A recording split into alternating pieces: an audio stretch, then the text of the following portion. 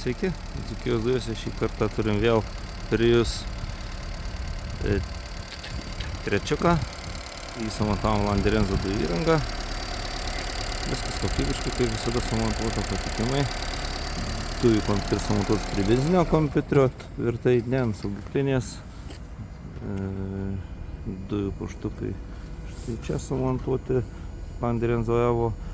Dujų filtras patikimai pritvirtintas ir kad būtų patogu keisti. Viskas dirba tvarkingai. Dujų jungtuką kaip visada jau montuojam. Štai šitoje vietoje. Dabar automobilis dirba elektriniu varikliu. Ir rodo, kad dirba dujomis, reiškiasi.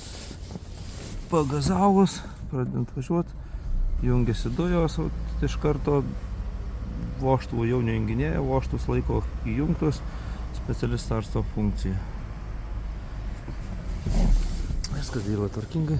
Dujų užpildymas, kaip ir visada, prie benzino užpildymo.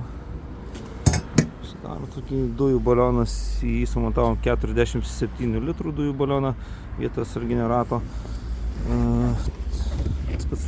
Apsidengit patikimai. Lieka ta dėžė.